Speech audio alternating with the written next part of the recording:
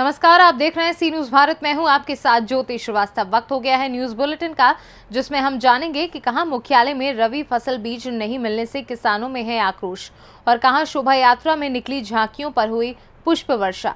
साथ ही जानेंगे कहां एलईडी लाइट खरीद घोटाले को लेकर जिलाधिकारी से की गई शिकायत। इन तमाम खबरों पर होगी विस्तार से चर्चा, तो आइए शुरू करते हैं खबरों का सिलसिला।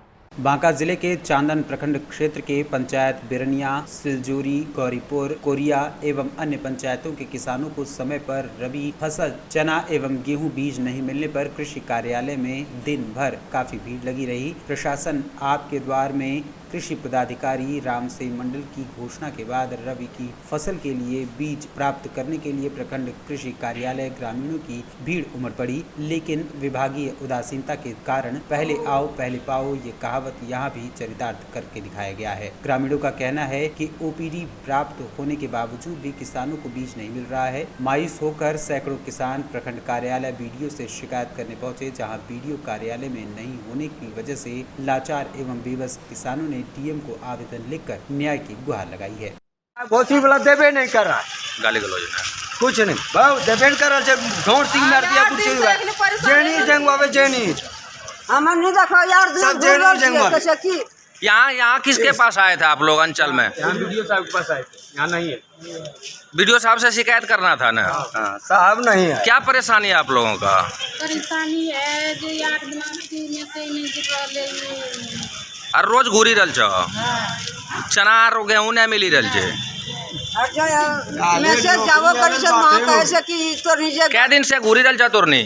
यार सब 8 दिन से घूर रहल छी। आप लोग के साथ भी कोई दिक्कत है? क्या परेशानी है? मैसेज नहीं देता हम और कई दिन से घूम रहे हैं? 8 दिन से हो गया ऑनलाइन कराए हुए मैसेज अभी तक नहीं पहुंचा। किसान कलाकार बहुत गद्दारी कर रहा है।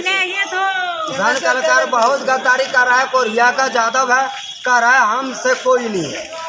सही कर रहे हैं। अच्छा, वो कौन पंचायत हुआ? बिरनिया आपका जो है उस चना के लिए आवेदन जो किए थे और टोपी आ गया है। हाँ। और टोपी आ गया तो वहाँ अगर दुकान गए तो क्या कहता है? बिरनिया पंचायत का चना बोलने आलो छे। बिरनिया पंचायत महंगा वाला चना आयल 50 टका किलो वाला। अच्छा, ये को घुमा दिया आपको? हाँ, ये कह के मास घुमा दिल को। चना का मतलब बीज लेना आए हैं? हाँ, 8 किलो चना का ऑनलाइन हुआ है, 7 दिन हो गया है, लेकिन नहीं दे रहा। क्या बोल रहा है?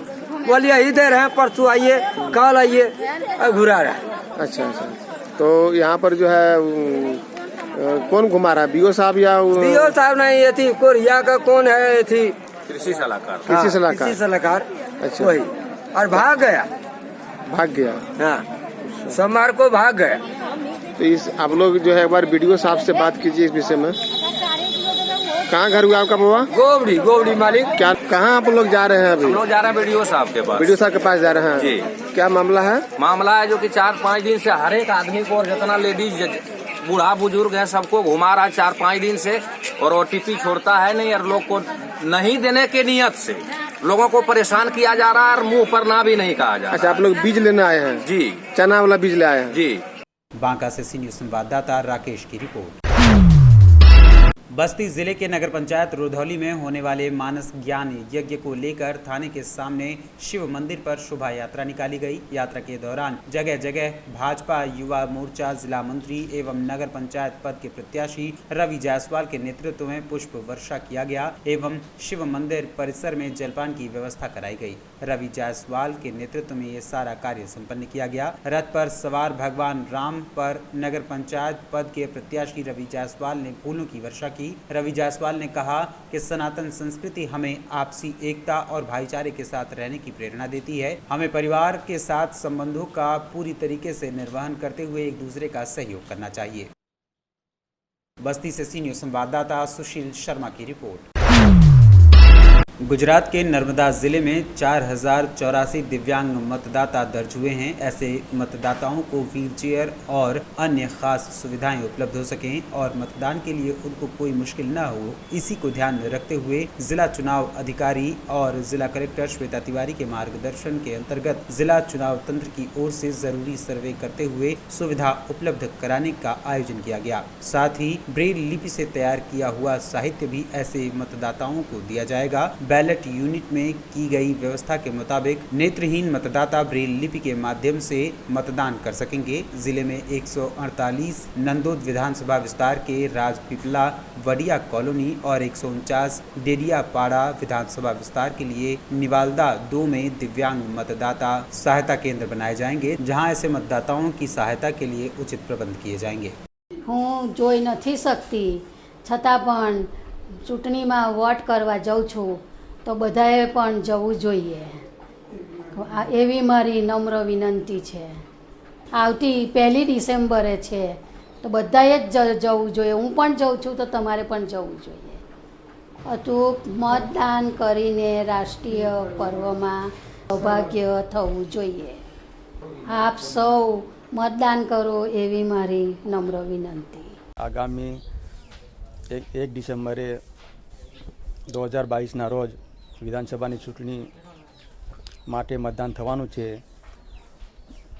તો આ સૌ નાગરિકોને ઉત્સવ છે। હું પોતે દિવ્યાંગ હોવા છતાં વર્ષોથી અચૂકપણે દરેક ચૂંટણીમાં મતદાન કરું છું। આ વખતની વિધાનસભાની ચૂંટણીમાં પણ હું મારો કિંમતી મત આપીને ચૂંટણીના અવસર સહભાગી બની દેશ અને રાજ્યના તમામ પુખ્ત વયના નાગરિકોએ ચૂંટણીના પર્વમાં સહભાગી બની મતદાનની પવિત્ર ફરજ અદા કરવી જોઈએ। આગામી સમયમાં યોજાનાર મતદાનમાં સૌ નાગરિકોએ ઉત્સાહભેર જોડાય તેવી મારી નમ્ર વિનંતી છે। આગામી તારીખ 1 ડિસેમ્બર 2022ના રોજ વિધાનસભાની ચૂંટણી માટે મતદાન થવાનું છે। આ તો સૌ નાગરિકોનો ઉત્સાહ છે। હું પોતે દિવ્યાંગ હોવા છતાં વર્ષોથી અચૂકપણે દરેક ચૂંટણીમાં મતદાન કરું છું। આ વખતની વિધાનસભાની ચૂંટણીમાં પણ હું મારો કિંમતી મત આપીને ચૂંટણીના અવસરમાં સહભાગી બનીશ અને દેશ રાજ્યના તમામ પુખ્ત વયના નાગરિકોએ ચૂંટણીના મહાપર્વમાં સહભાગી બની મતદાનની પવિત્ર ફરજ અદા કરવી જોઈએ। આગામી સમયમાં યોજાનાર મતદાન સૌ નાગરિકો ઉત્સાહભેર જોડાય તેવી મારી નમ્ર અપીલ છે। नर्मदा गुजरात से सीनियर संवाददाता वसीम मेमन की रिपोर्ट। डेंगू के बढ़ते मरीजों की संख्या में इजाफा होने पर स्वास्थ्य महकमा इसके लिए रणनीति बना चुका है। पट्टी नगर स्थित सेठ पन्नालाल सामुदायिक स्वास्थ्य केंद्र में नए डेंगू वार्ड का शुभारंभ हो चुका है। सामुदायिक स्वास्थ्य केंद्र के अधीक्षक डॉक्टर अखिलेश जायसवाल ने बताया कि डेंगू के बढ़ते हुए मरीजों के लिए ये वार्ड बनाया गया है, जिसमें मरीजों को समस्त प्रकार की सुविधाएं दी जा रही हैं। डेंगू के मरीज बीते 1 महीनों के भीतर काफ़ी संख्या में बढ़ गए थे, जिसको लेकर ये वार्ड बनाया गया है। प्रतापगढ़ से सीनियर संवाददाता रोहित जायसवाल की रिपोर्ट। खबर सुल्तानपुर से है, जहां एलईडी लाइट खरीद घोटाले को लेकर जिलाधिकारी से शिकायत की गई। नगर पंचायत अध्यक्ष और अधिशासी अधिकारी नगर पंचायत पर करोड़ों रुपए के घोटाले का आरोप लगा। दरअसल सुल्तानपुर जनपद के कोयरीपुर नगर पंचायत में चुनाव आते ही घोटाले का मामला सामने आ गया है। घोटाले का आरोप कोई और नहीं बल्कि भाजपा के ही नेता विश्वनाथ प्रसाद सिंह मंडल उपाध्यक्ष ने ही अपनी भाजपा पार्टी के नगर पंचायत कोयरीपुर अध्यक्ष पर करोड़ों रुपए के घोटाले का आरोप मढ़ दिया है, जिसकी जांच के लिए जिलाधिकारी रवीश गुप्ता से शिकायत कर दोषियों के ऊपर कार्यवाही करने की मांग की गई है। विश्वनाथ प्रसाद किस लिए आप यहाँ हैं? नगर पंचायत कोयरीपुर में सुधीर साहू जो हमारे यहाँ का अध्यक्ष हैं, श्रीमान सुधीर साहू, नगर पंचायत में सोलर लाइट पैनल जितने भी लगाए गए हैं बहुत ही ज़्यादा लंबा घोटाला साक्षी द्वारा दोनों मिल के किए हैं। आपने इसका कहीं आपत्ति किया? हाँ, हम जिला अधिकारी महोदय के पास आए हैं, अपना ज्ञापन दे दिए हैं। अब जैसी उनकी इच्छा होगी, जिस तरह चाहेंगे उस तरह अपना उसको तत्वरित जांच कराएंगे अपने ढंग से। कोयरीपुर के चेयरमैन किस पार्टी के हैं भाजपा के। और आप किस पार्टी के क्या पद पे हैं कोयरीपुर में? मैं विश्वनाथ प्रसाद, भाजपा का मंडल उपाध्यक्ष, प्रतापपुर कमैचा का। जिलाधिकारी महोदय ने आपको कुछ आश्वासन दिया? आश्वासन उन्होंने हमारा ज्ञापन लिया और बोले हैं कि इस पर तुरंत कार्रवाई होगी। अगर जिलाधिकारी महोदय कार्रवाई नहीं करते हैं तो आगे आप किस तरीके से? हमें पूर्ण आशा है कि महोदय कार्रवाई जरूर करेंगे और इसकी प्रेषित कापियां मुख्यमंत्री उत्तर प्रदेश शासन को और जिला विकास नगर विकास मंत्री उत्तर प्रदेश शासन को भेज दी गई। सुल्तानपुर से सीनियर संवाददाता शिव प्रसाद मौर्य की रिपोर्ट। खबर पश्चिम चंपारण बेतिया के रामनगर से है, जहां आज 5वें दिन भी रामनगर में अवैध तरीके से चल रहे नर्सिंग होम और अल्ट्रासाउंड पर छापेमारी जारी रही। सिविल सर्जन के निर्देशानुसार एक छापेमारी दल का गठन कर छापेमारी की गई, जिसमें एक अल्ट्रासाउंड और अमायरा नर्सिंग होम में छापेमारी हुई। इसमें नर्सिंग होम से ऑपरेशन किए गए 2 मरीजों को पीएचसी लाया गया, फिर जाँच के बाद उनको जिला अस्पताल भेजा गया। क्लिनिक के सारे कागजात जब जाँच किए गए तो कागजात पूरे न होने की वजह से चिकित्सा प्रभारी चंद्रभूषण प्रसाद और अंचलाधिकारी विनोद कुमार मिश्रा, थाना अध्यक्ष अनंत राम की मौजूदगी में नर्सिंग होम को सील कर दिया गया। वहीं चिकित्सा प्रभारी चंद्रभूषण प्रसाद ने बताया कि सिविल सर्जन बेतिया के निर्देशानुसार प्रखंड में अवैध रूप से चल रहे नर्सिंग होम तथा अल्ट्रासाउंड केंद्रों पर छापेमारी की जा रही है। वहीं अभी एक नर्सिंग होम में छापेमारी की गई है। अभी कई ऐसे फर्जी अस्पताल बाकी हैं जिनकी जाँच कर फर्जी पाए जाने पर उन्हें सील कर उचित कानूनी कार्रवाई की जाएगी। डिलीवरी रहा ले गरनिया ऑपरेशन करा कर सरोज जमाल में अच्छा से भइल अच्छा से बाड़ी हमारे पास बच्चा बीमारी दिन अच्छा बच्चा। आज का वीडियो आज भइल जब आज 8 दिन हो गए टका आधा कट करवा दा बाकी रहा छापेमारी हुई अब तो गई हम लोग तो छापामारी भइल वहाँ से उठा कर लिए ये लोग कहता लोग बेतिया चल। कितना रुपया लागल लो ऑपरेशन में? उनका हमने के रुपया बोल रहे 17,000। का नाम बढ़िया पाऊँ सरियम नेसा आशा है आशा ना है नेसा है। कहाँ कहाँ सा? एक पूनम अल्ट्रासाउंड, दूसरा नर्सिंग होम हमारा नर्सिंग होम है, जिसमें जो है सो वहाँ से 2 पुराने मरीज ऑपरेशन के मिले हैं, दोनों को अपने अस्पताल में लाए हैं और वहाँ कुछ सामानों की जब्ती किए हैं। ये जब्ती सूची के अनुसार उसे FIR करेंगे और उसे थाना को सपोर्ट करेंगे। गिरफ्तारी भी किसी हुई है क्या? नहीं, मेरे साथ टीम के किनके निर्देश पर हुआ था? टीम में कितने लोग शामिल थे? टीम 4 हम लोग से शामिल थे, 2 मेरे विभाग के, एक मैं था और एक मेरे DHM है ना विनोद कुमार सिंह, और दूसरे में अंचलाधिकारी रामनगर और थाना प्रभारी रामनगर। बेतिया से सीनियर संवाददाता विनोद की रिपोर्ट। खबर कन्नौज से है, जहां गुरुवार को पुलिस अधीक्षक कुंवर अनुपम सिंह के नेतृत्व में सघन चेकिंग अभियान चलाया गया, जिसके तहत कुल 50 छोटे बड़े वाहनों के चालान काटे गए। इस दौरान निजी बस चालकों को यातायात के नियमों का पाठ भी पढ़ाया गया और हिदायत भी दी गई। जिला स्तरीय अभियान चलाया गया। इस दौरान शहर के विभिन्न चौराहों पर चेकिंग अभियान के तहत यातायात पुलिस कर्मी राजवीर ने सभी चालकों को नियमों का पालन करने के साथ ही हेलमेट और सीट बेल्ट लगाने के लिए भी कहा। उन्होंने कहा कि सावधानी हटी तो दुर्घटना घटी। मानक के विपरीत चल रहे ऑटो चालकों पर शिकंजा कसा गया। कन्नौज से सीनियर संवाददाता शिबू सैनी की रिपोर्ट।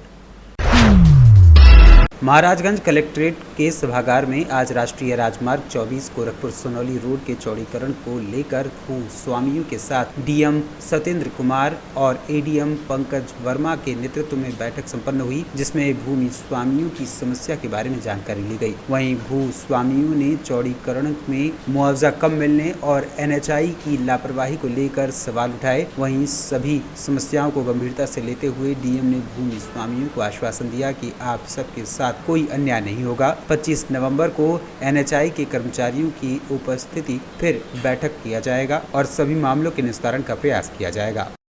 24 गोरखपुर से सोनौली का जो रोड है उसका चौड़ीकरण का कार्य जो है प्रारंभ होने जा रहा है, जिससे में सभी वहाँ पे काश्तकारों ने उसमें आपत्ति दर्ज की थी।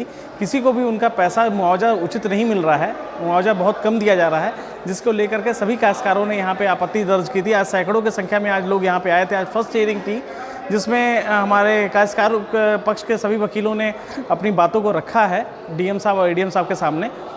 एनएच के वकील आज नहीं उपस्थित हो पाए, जिसके वजह से दोबारा 25 तारीख का हमें दोबारा डेट दिया गया है, जिसमें हमारी हियरिंग की जाएगी। और हम सभी काश्तकार वहाँ पे अपने जीवन भर की पूंजी लगा करके उन्होंने वहाँ पे अपना मकान बना रखा है। और एनएच की तरफ से वहाँ पे जितने काश्तकारों को पैसा दिया भी गया है, उनको अभी तक ये भी नहीं बताया गया कि चिन्हित नहीं किया है कितनी उनकी प्रॉपर्टी जा रही है, कितनी उनकी प्रॉपर्टी निकलनी है, उनको कहाँ से कंस्ट्रक्शन दोबारा कराना है, ये भी नहीं बताया जा रहा है। बहुत ही इलीगल तरीके से वहाँ पे कंस्ट्रक्शन का काम प्रारंभ किया जा रहा है, जो कि बहुत ही अनुचित है। डीएम साहब ने बहुत पॉजिटिव उनका आश्वासन रहा है। सभी काश्तकार बहुत ही संतुष्ट रहे हैं डीएम साहब से। उन्होंने कहा है कि आप लोग के साथ कुछ गलत नहीं होगा और नियम प्रकार जो भी आपका मुआवजा आपको दिया जाना है वो आपको मिलेगा। हम लोगों को डीएम साहब के यहाँ से नोटिस जारी की गई थी और जो गोरखपुर से सोनौली राष्ट्रीय राजमार्ग 24 चौड़ीकरण हो रहा है, उसमें तमाम किसानों की ज़मीन अधिग्रहण करने की कार्रवाई की जा रही है। लेकिन एनएचआई द्वारा मानक के विपरीत जो है घोषणा अपना जारी किया है मुआवजा देने के लिए, जिससे किसानों को बहुत नुकसान हो रहा है। हम लोगों ने इसी को लेकर करके डीएम साहब के यहाँ आर्बिट्रेशन दाखिल किया है कि हम लोगों को जो उचित मुआवजा नियमानुसार है उसको दिया जाए। एनएचआई मनमानी पर उतारू है, उसमें हम लोग आज बैठक बुलाई गई है, लेकिन एनएचआई के अधिकारी आज भी उपस्थित नहीं हुए। फिर अगली तारीख 25 तारीख को बुलाया गया हमें। किस प्रकार डीएम और एडीएम ने किस प्रकार आश्वासन दिया आप लोगों को? डीएम साहब और एडीएम साहब दोनों लोग उपस्थित थे बैठक में। उन लोगों ने हम लोगों को आश्वासन दिया है कि आप लोगों के साथ न्याय होगा, कहीं से भी कोई गलत कार्रवाई आप लोगों को नुकसान नहीं किया जाएगा। महाराजगंज से सीनियर संवाददाता अंगद शर्मा की रिपोर्ट। खबर रीवा से है, जहां गाली गलौज, मारपीट एवं लूटपाट के पीड़ित ने पुलिस अधीक्षक रीवा से न्याय की गुहार लगाई है। मामला मध्य प्रदेश के रीवा जिले के बालक हायर सेकेंडरी स्कूल के पास का है, जहां पर पीड़ित बिहारी लाल मिश्रा सन ऑफ द्वारिका प्रसाद मिश्रा सब्जी की दुकान लगाकर अपना जीविकोपार्जन करता है। वहीं पर राजकुमार पांडे सन ऑफ पुष्पराज पांडे द्वारा 3-4 महीने से लगातार वहां आ रही लड़कियों से छेड़छाड़ की जाती थी, जिसका विरोध करने पर गाली गलौज के साथ मारपीट की गई और 10,000 रुपए भी लूट लिए गए। इसी शिकायत को लेकर पीड़ित ने पुलिस अधीक्षक रीवा से न्याय की गुहार लगाई है। एसपी ऑफिस आए हैं, क्या समस्या, क्या मामला लेके आए? जी भैया, हम एसपी ऑफिस जो है तो आए हैं। हमारे साथ जो है तो मारपीट की घटना की गई और गुंडागर्दी की गई। किसके द्वारा की गई? गुंडागर्दी की गई राजकुमार पांडे उर्फ भोला के माध्यम के द्वारा, और उसके 3 साथियों भी थे। ये कहाँ की घटना, कौन से गांव की? ये लाल गांव की, प्रॉपर लाल गांव की घटना है। और बालक हायर सेकेंडरी स्कूल के बगल में मेरी सब्जी की दुकान है और दुकान से मेरी कॉलर पकड़ के मेरे को मारा पीटा गया। कब की घटना है? ये 7 तारीख की घटना है। इसकी शिकायत आपने कहाँ की? इसकी शिकायत मैंने जो है तो लाल गांव प्रभारी चौकी को भी दी और मुझे उनकी जो है तो ओरिजिनल FIR की नकल तक भी नहीं दी गई और आवेदन दिया। आवेदन की पावती में बागरे जी ने 2,000 रुपये कमीशन लिया और उसके बाद जो है तो आवेदन की पावती दी। विवेका तिवारी के माध्यम से 2,000 रुपये कमीशन लिया गया। कब की घटना है? ये 7 तारीख की है। तो आपको FIR आपका दर्ज मुकदमा नहीं किया गया? नहीं किया गया।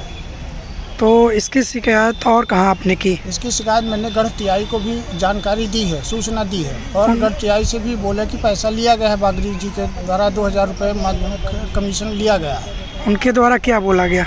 उनके द्वारा कुछ नहीं बोला गया और वो जो बोले कि ठीक है जाइए आप, आवेदन को उसकी पावती आपको मिल जाएगी। लेकिन उसके बावजूद भी मेरे को आवेदन उसकी पावती ओरिजिनल FIR की नहीं दी गई। आज आप SP ऑफिस आए हैं, क्या चाहते हैं पुलिस अधीक्षक महोदय से? हम अधीक्षक महोदय से ये चाहते हैं कि उन गुंडों को जो है तो अरेस्ट किया जाए और उनके ऊपर कड़ी से कड़ी कार्रवाई की जाए, क्योंकि वो हमको जान से मारने की भी धमकियाँ भी दे रहे हैं। क्योंकि यदि हम इसमें आगे की कार्रवाई करेंगे तो वो जान से मारने की धमकी भी देते हैं। क्या नाम है आपका? हमारा नाम बिहारी लाल मिश्रा, लाल गाँव। रीवा से सीनियर संवाददाता अर्जुन तिवारी की रिपोर्ट। खबर मध्य प्रदेश के रीवा जिले के चोरहटा थाना क्षेत्र से है, जहां पर सोने चांदी की सफाई कर गहने उड़ाने वाली गैंग एक बार फिर सक्रिय हो गई है। इस बार इस गैंग ने चोरहटा थाना क्षेत्र के दुआरी में रहने वाले परिवार को अपना निशाना बनाया है। बताया जा रहा है कि अज्ञात व्यक्ति घर पर पहुंचे, जहां सोने चांदी के जेवर साफ करने की बात कही तो परिवार की औरतें झांसे में आ गईं और गहने साफ करने को दे दिए। बताया जा रहा है कि विनय तिवारी के घर में ठगी करने पहुंचे थे, जहां अन्य लोग भी अपने जेवर साफ कराने पहुंचे और असली जेवर चोरी कर आरोपी फरार हो गए। बदमाशों के द्वारा लाखों रुपए के गहने गायब कर दिए गए हैं। फिलहाल पीड़ितों ने मामले की जानकारी पुलिस को दी है, तो पुलिस पूरे मामले की जांच पड़ताल करने में जुट गई है। चोरहटा थाना क्षेत्र में एक महिला के पास दो लोग आए। उन्होंने बताया कि हम जेवरात साफ करने का काम करते हैं और घर पर ही आपको हम साफ करके तुरंत वापस कर देंगे। उस दौरान उन्हें पहले उनके चांदी के जेवर साफ करके वापस किए तो महिला को लगा, भरोसा भी हो गया, फिर उन्होंने उनके स्वर्ण आभूषण भी लिए साफ करने के नाम पे। उस दौरान बीच में महिला किसी काम से अंदर गई तो वो व्यक्ति उनका सामान लेके चले गए। हमने इस मोडस ऑपरेंडी की तलाश सतना और सीधी जिलों में भी हमको पूर्व में जानकारी मिली थी। उनसे भी हमने डाटाबेस इकट्ठा करना शुरू किया है कि जब ऐसी घटना उनके यहाँ हुई थी तो जो व्यक्ति थे उनकी अरेस्टिंग हुई थी, संदिग्ध थे, उस पर हम काम कर रहे हैं। इससे कि जो मोडस ऑपरेंडी देखते हुए लग रहा है वही ग्रुप होना चाहिए, उस पर हमारी टीम ने काम शुरू कर दिया है। रीवा से सी न्यूज़ संवाददाता अर्जुन तिवारी की रिपोर्ट। फिलहाल इस बुलेटिन में बस इतना ही। देश और दुनिया की बाकी खबरों के लिए आप देखते रहिए सी न्यूज़ भारत।